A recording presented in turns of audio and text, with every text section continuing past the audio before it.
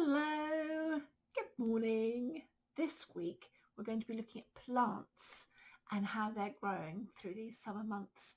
So there's lots to look at in parks, in your own garden, and if you're outside in our reception garden. My garden's really busy at the moment. I have got agapanthus growing, blue and white ones. I've got hydrangeas, I've got geraniums, I've got petunias, I've got lavender, I've got lobelia, I've got fuchsias, I've even got, wait for it, a huge big sea thistle, which is like the Scottish thistle, because of course I'm from Scotland. So I've got lots of things going on in my garden at the moment. So you need to look out and see what's happening. Now I know that our friend Edie has been growing a very big sunflower. So I'm hoping she might send us a photograph of that and I can put that on this week's newsletter. The story that we're going to start this week with is one by one of our favourite authors and artists, Eric Carle. And he wrote this book, which is called The Tiny Seed. You see? Okay, let me get my glasses on so we're ready.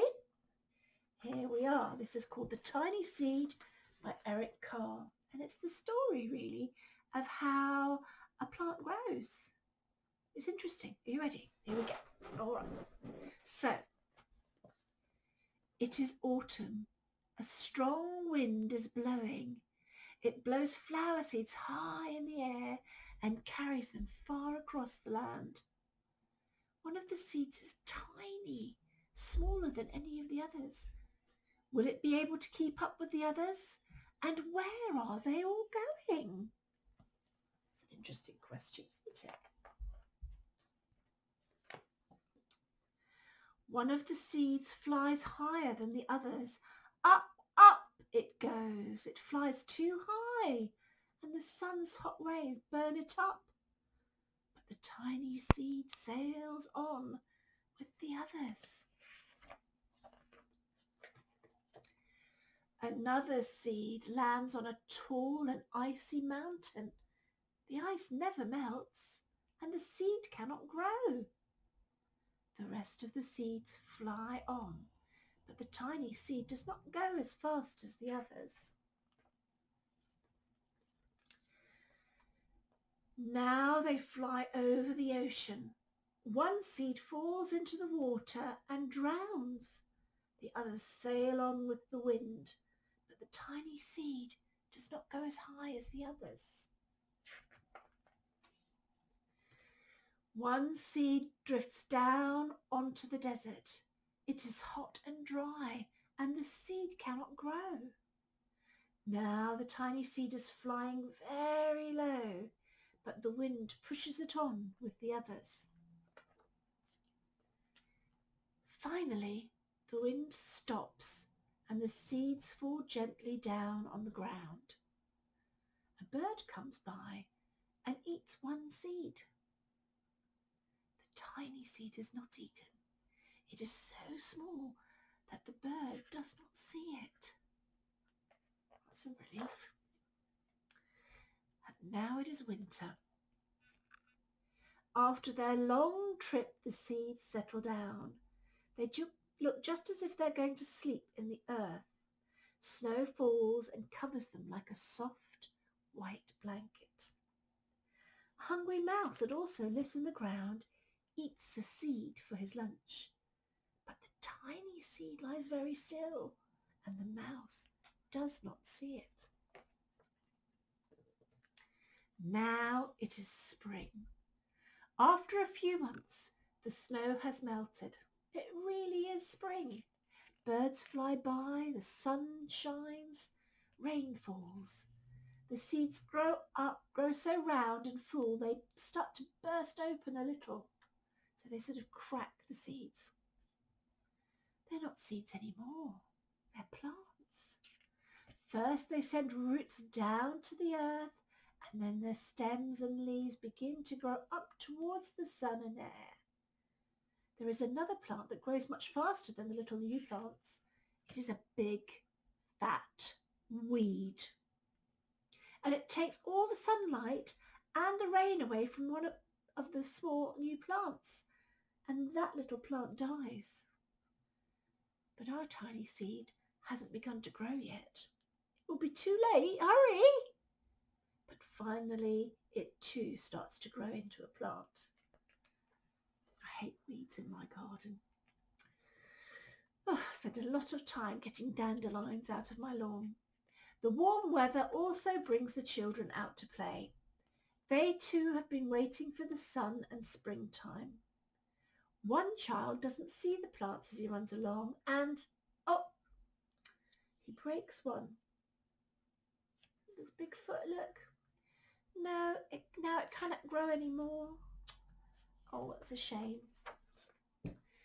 The tiny plant that grew from the tiny seed is growing fast, but its neighbour grows even faster.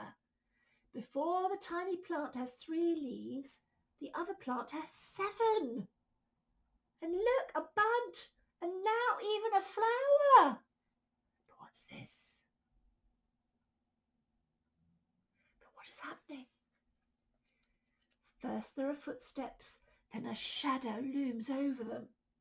Then a hand reaches down and breaks off the flower. A boy has picked the flower to give to a friend. Oh, that's kind, isn't it? But that flower started to die the minute it was picked. It is summer. Now the tiny plant from the tiny seed is all alone. It grows on and on. It doesn't stop. The sun shines on it and the rain waters it. It has many leaves. It grows taller and taller. It is taller than the people. It is taller than the trees. It is taller than the houses. And now a flower grows on it. People come from far and near to look at this flower. It is the tallest flower they have ever seen. It is a giant flower. Wow! All summer long, the birds and bees and butterflies come visiting. They have never seen such a big and beautiful flower. Now it is autumn again. The days grow shorter, the nights grow cooler, and the wind carries yellow and red leaves past the flower. Some petals drop from the giant flower, and they sail along with the bright leaves over the land and down onto the ground. The wind blows harder. The flower has lost almost all of its petals. It sways and bends away from the wind, but the wind grows stronger and shakes the flowers. Once more, the wind shakes the flower, and this time the flower's seed pods open.